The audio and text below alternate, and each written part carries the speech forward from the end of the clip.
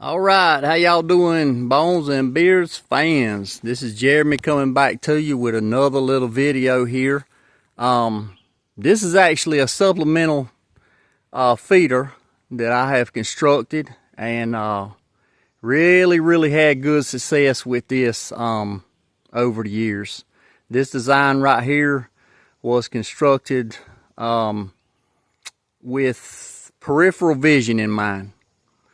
A deer does not like to stick his head or her head inside of something that they can't see and have good peripheral vision. Kind of got lured into a marketing deal about 7 or 8 years ago, where I had, I went ahead and I bought one. I'll be honest with you, I did. And I should have known better, knew better, but just really was kind of curious about the whole setup. I'm not going to name any names or any names of any companies, but I'm going to tell you two things. A deer's not going to stick their head inside of something that's got folding up lids on it. And a white-tailed deer, especially a dominant buck, is going to eat when they want to eat, where they want to eat, and how much they want to eat. And you're not going to dictate that by the times of day that you feed or have a lid opening up on a feeder trough.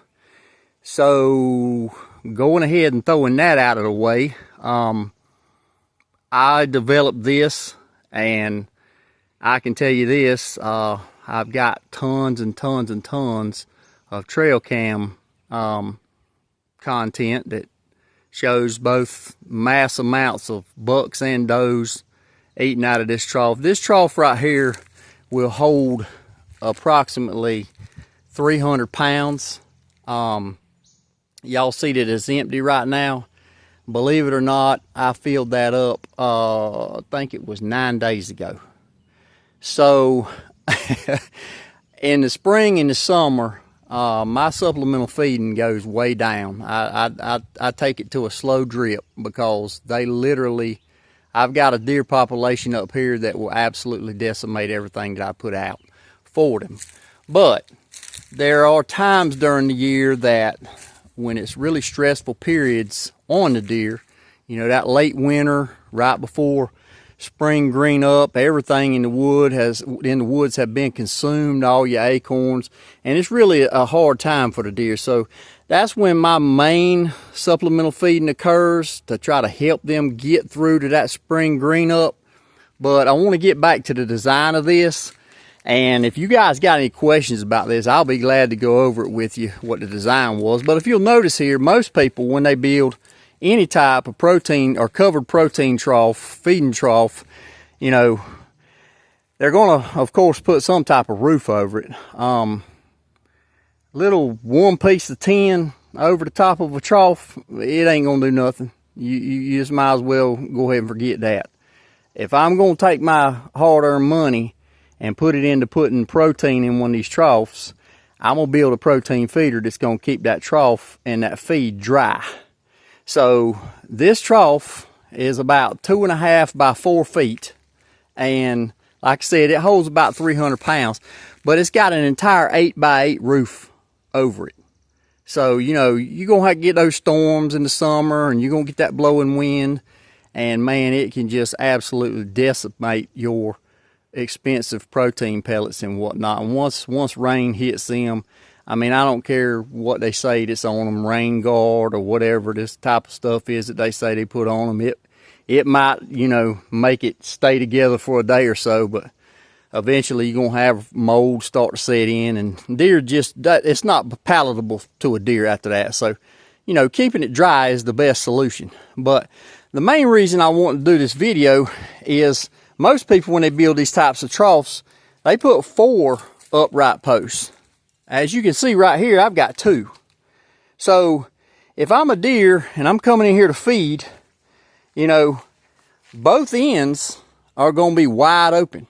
I can see peripheral vision left and right, straight in front of me, you know, spin my head, see wherever. Deer, when they're coming into a protein feeder or a feeder of this style or this nature, or even into a food plot, their first concern is, you know, how can I enter this thing and be able to see everything out there as far as predators go and in any type of danger zones. They're going to enter it, and especially when they get out there, you know, they don't want to be blinded. They don't want to be in the dark about anything. They want to know what their surroundings are. So that's why I designed these troughs this way. It's a 2-for-1. You get the peripheral vision, so the deer does not feel like their head is stuck off in a trough somewhere. And you've got the oversized 8x8 roof. Really simple design to build, you know, and I've built a couple of them like this so far. We actually build them for clients and stuff that we do their wildlife habitat management on their places and fix their farms up for hunting. And, you know, like I said, we set out in this company to try to help the average working man be able to enjoy wildlife and hunting and have great success in the woods, but not have to spend a fortune. It seems like everything this day and time is marketed. Something's being pushed, and we got to have this, we got to have that.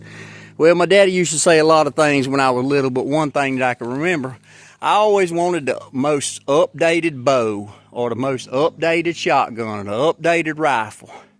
And let's just go back to way back. Mathews and PSE was first coming out on the market, and they wanted to have a new bow every year, and they was competing neck and neck, and along come other companies that produce archery equipment and bows. And it seemed like every year I was telling Daddy, man, that's a nice one right there. It's faster than the one I got last year. It's faster than the one I got the year before. I got to get this one. I got to get that one. And he says, son, you need to sit down and slow down and just sit right here and let me talk to you about something. He said, how many deer did you kill with that bow you got last year? I said, well, Daddy, I killed 3.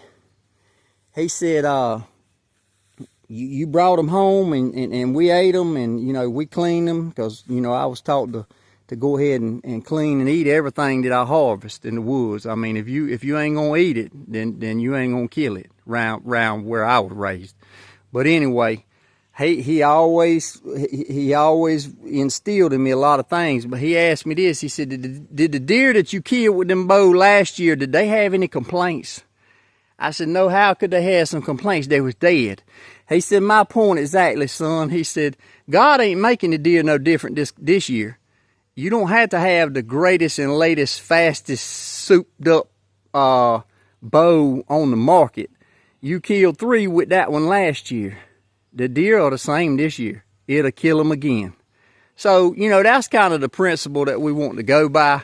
Not saying it ain't nice to, you know, have these nice hunting accessories and guns and bows and whatnot, but that's not what we're trying to push on our channel or our company. We're trying to help people use common sense, low-cost methods to have success in outdoors. So if you guys are interested in any content that we put out, how to build one of these, what the materials necessary for, you know, what the overall price is for one of these. I'm not saying it's the best design in the world. I'm saying it's the design that works for me every year. And my wife and I usually put 1 or 2 wall hangers on the wall right here off our little old property every single year. So something's got to be working. We got to be doing something right. And I'm just going to tell you, from somebody that's worked in law enforcement and corrections for like almost 30 years now, my dollars need to stretch. They don't come easy. So we just trying to help the common, everyday, average working man do the same thing with his dollar and still be able to enjoy the outdoors and have success and harvest rates that, you know, that make them proud, make them happy. So like us, subscribe to the channel. Please don't forget to, you know, reach out to us with any questions that you have. If you see a design that we've made that could be improved upon, give us some constructive criticism. Please keep it constructive. We don't know everything, but we sure enough trying. And if we don't know everything, we know some 80 and 90-year-old men that pretty well does. And what they don't know, the good Lord will tell us. So anyway, y'all have a blessed day. I hope you enjoyed the video. Like, subscribe, comment, anything to help us out. Appreciate y'all. Take care.